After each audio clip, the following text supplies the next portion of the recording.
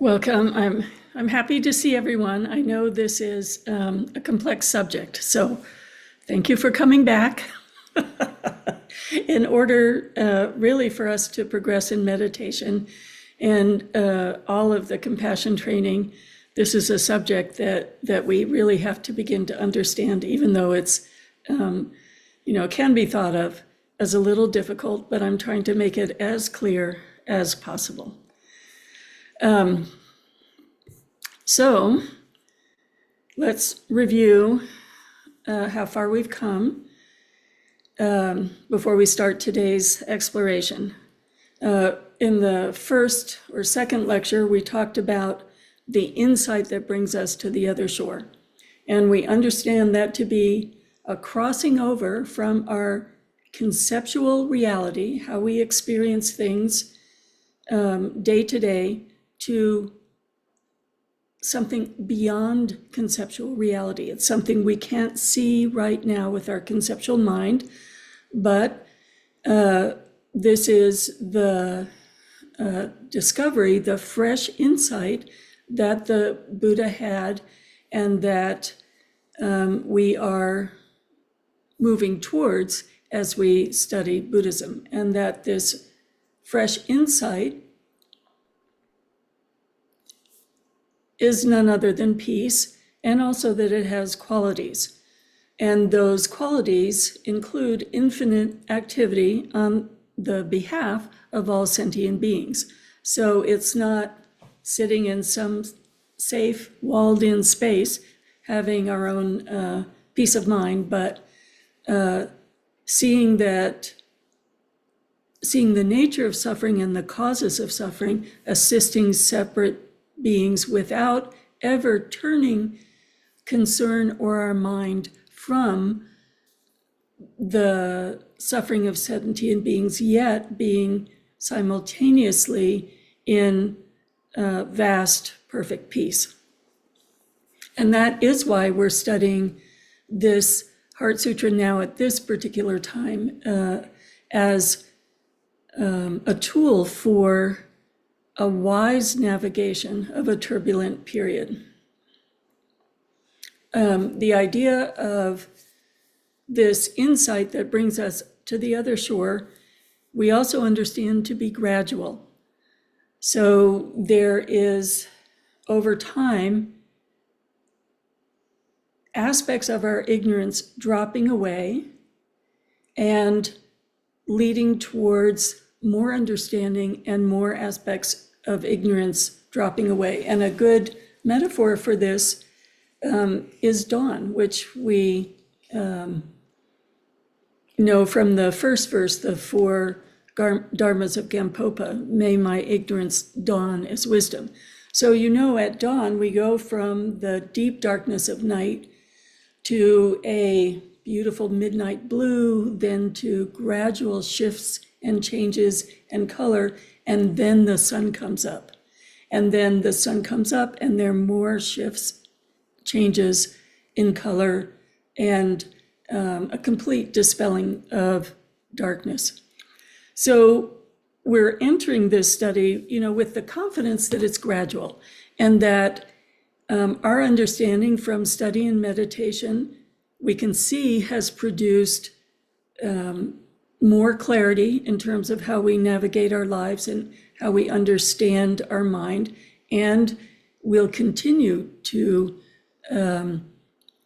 have clarity that progressively expands, just like dawn expands.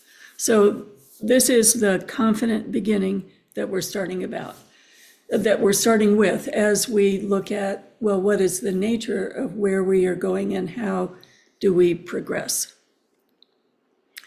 Also, sometimes we use the example of a ladder. Each rung of the ladder, you can see a little more.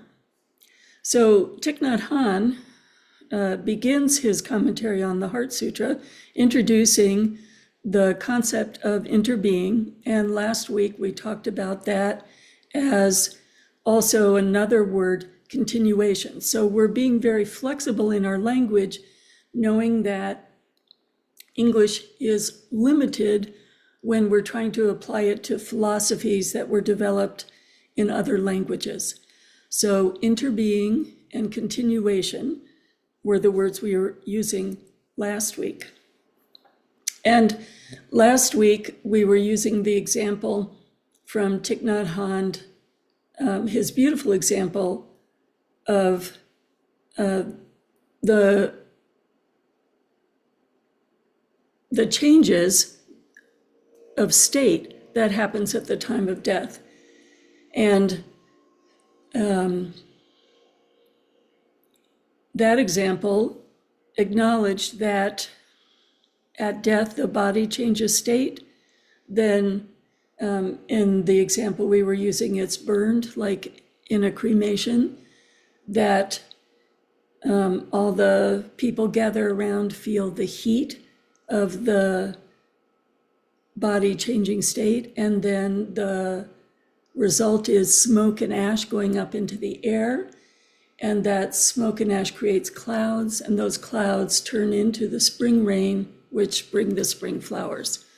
So it's a wonderful example of the continuation of interconnection that comes at many different changes of state.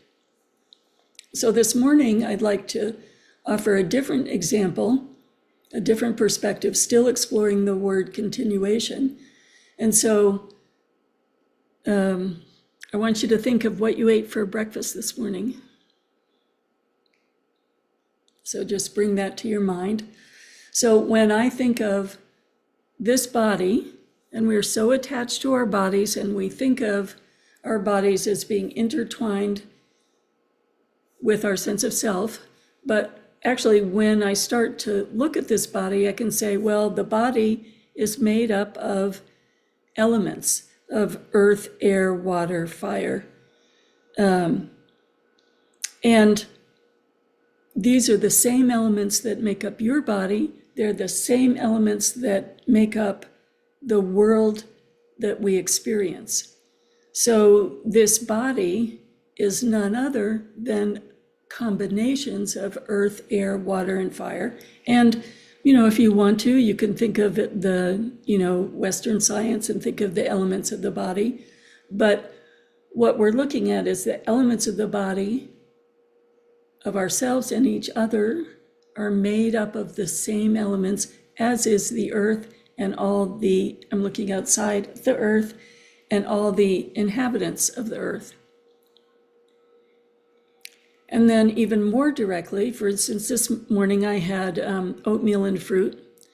So at this moment, I'm directly composed of this particular time period in which the oat was grown, all the people who worked to harvest, to care for and harvest the oats, all of the sunshine and water that nourished the seed of the oats, all of the people who worked in the factories to turn the oats into oatmeal. And then now all of that is a part of me. I am not separate from that whole timeline that produced the oats. I interbe, or I'm interdependent with the earth. The seeds were grown in the earth. They were a part of the earth in the root system. They drew up minerals from the earth. They were nurtured by the sun,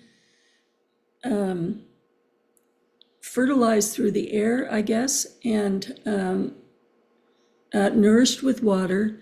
So there is a complex interdependence with the earth and all the beings at this moment of time on the earth with me. So I'd like to take a moment to begin this morning just contemplating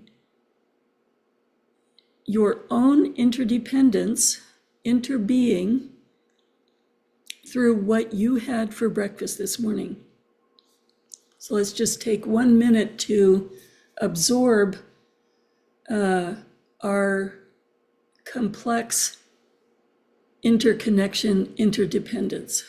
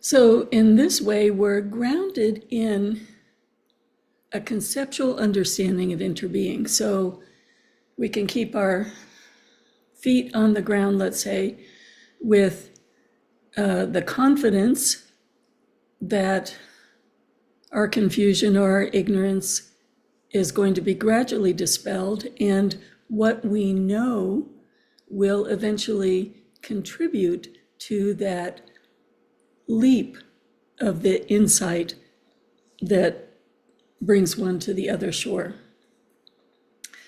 So looking at the first few sentences in Thich Nhat Hanh's translation, essentially we're looking at the context. What was the setting, what was the context, and what is the significance of this context in the first couple of lines of the Heart Sutra. Avalokiteshvara, while practicing deeply, with the insight that brings us to the other shore, suddenly discovered that all 5 skandhas are equally empty, and with this realization, he overcame all ill being. And skandhas are a division of what we consider self, body, and mind into 5 categories. So we'll talk a lot about that later on. But right now, we're talking about the context of Avalokiteshvara, practicing deeply, and a insight. Thich Nhat Hanh uses the word suddenly, but it is in essence that the ignorance drops away in this sudden moment. It's built on the first line, while practicing deeply. So the setting is really quite beautiful because essentially it describes the context of our transition from our current ignorance into the insight that brings us to the other shore. So what is unspoken in Thich Nhat Hanh's translation is that the whole assembly is gathered. The Buddha is in perfect absorption into the perfection of wisdom, or the state of insight, or we could say he is a manifestation of the perfection of wisdom, the insight that brings us to the other shore. So he is the present beingness of that consciousness, of that mind, of that insight. Then we have Avalokiteshvara, and Avalokiteshvara is practicing, and in this moment, he understands how to practice the perfection of wisdom. So this practicing deeply that produces the insight is an understanding of how to practice and practicing, and that in this practice, he has an insight. So he is now not the Buddha yet, but the highest bodhisattva. And then with them, essentially representing all of us, is Shariputra, who is representing all of us and the assembly that are still struggling to understand what is this perfection of wisdom. So we have the manifestation, the insight occurring through practice, and the assembly that's saying, but how do we do this? And furthermore, what's very interesting is who is having the insight. Shariputra has been among Buddha's followers the one who has the clearest understanding of emptiness. But it's not Shariputra that is having, in this sutra, the insight, it's Avalokiteshvara. And who is Avalokiteshvara? The Mahasattva Bodhisattva. This evidently is the only sutra in which we have Avalokiteshvara. And Avalokiteshvara is that representation of great compassion, ultimate compassion. And when we think of Avalokiteshvara, we think of Kuan Yin, Chenrezig, he, she, they, who listens to the cries of all sentient beings. So the greatest exemplar of compassion.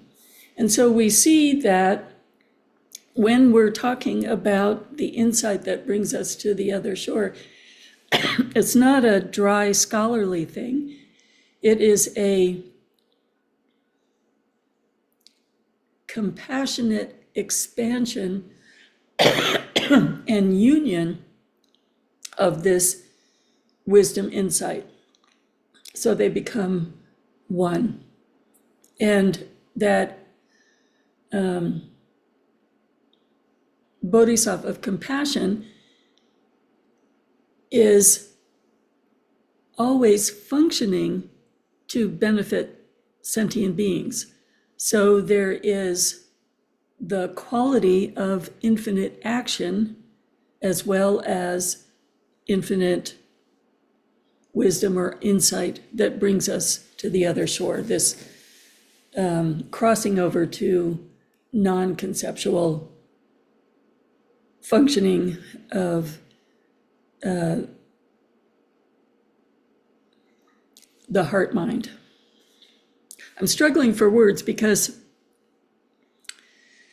we have to keep the words fairly clear in terms of their definitions to work with all of these different concepts. And we have the mind that's influenced by confusion, and we have the mind that is completely liberated from confusion. So also in these first few lines, Avalokiteshvara, while practicing deeply with the insight that brings us to the other shore, suddenly discovers that all five skandhas are empty, are equally empty. And with this realization, he overcame all being. So up to now, we've been using interbeing, continuation, interconnection, and we've been seeing that we are a part of, we are made up of all of the elements of the earth. We are interconnected and made up of all of the beings of the earth. Just in the simple example of a bowl of oatmeal. And now we're using this word, but also we are empty. And the first question that we ask is, well, is this a contradiction? What do we mean by the word empty? So when we're looking at the perspective of continuation and the perspective of interconnection, what we're recognizing is essentially there's continuous movement. The oatmeal became oats, that became my cereal, that became me, that is a moving continuation, not individual sections, but a moving continuation. Similarly, when we were looking at the body being cremated, becoming the smoke and ash, the clouds, the rain, we were looking at the continuation, and the continuation, change of state, is movement. So when we bring in the word emptiness, emptiness is the aspect of understanding the insight that brings us to the other shore, that allows movement, that represents continuous potential. Without emptiness, there's no change. The example Thich Nhat Hanh was giving of the piece of paper, and when you light the paper on fire, it becomes heat and then also smoke and ash.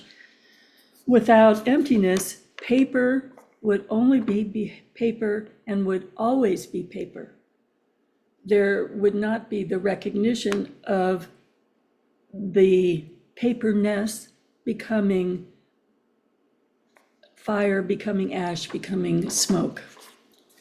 So emptiness, the key to understanding emptiness is always indicating empty of something. And in this presentation philosophically, it's empty of a unchanging solidity that always stays. Like when I pick up this piece of paper, I might just think of it as a letter, has to go in a file, it just stays this piece of paper, as opposed to seeing that the paper is made up of the wood, the trees, the nourishment of the trees' roots, the sun, rain, et cetera, as we've been describing in terms of continuation. And also whether we burn the paper or let it age, the shifting of the paper into other states. Without emptiness, it is just as it is in this moment, unchanging. So emptiness is being empty of a separateness. See, this piece of paper, when we think of it just as a separate entity, we don't think of the tree that it came from, and we don't think of the ashes that it will become. So emptiness allows change. Avalokitesvara, by practicing the insight that brings us to the other shore, understanding how to practice and practicing it, has an insight that dispels ignorance. Avalokitesvara has a change of state, and Avalokitesvara can have a change of state because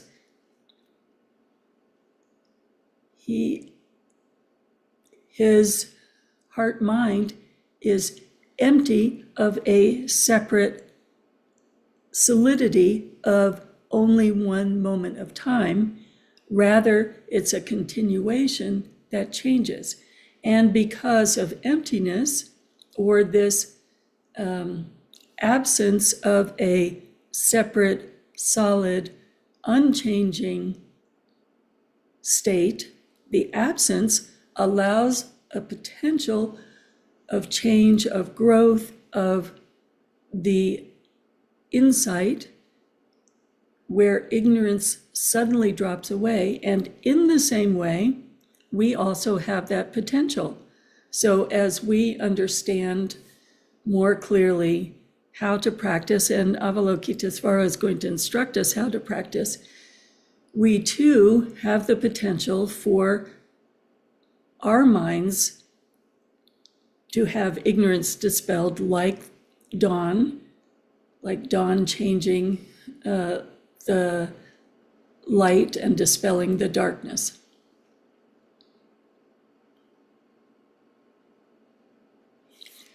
So what I hope we're able to see today is the connection between continuation and the word emptiness. Emptiness is empty of this separate, unchanging solidity, and thus having a vast potential for the continuation to change, expand, and give rise to progressive stages of understanding that eventually lead to our understanding of this insight that brings us to the other shore.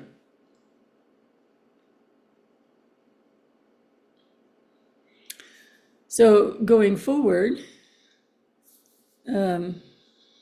we'll be looking at the connection between these concepts, continuation and emptiness,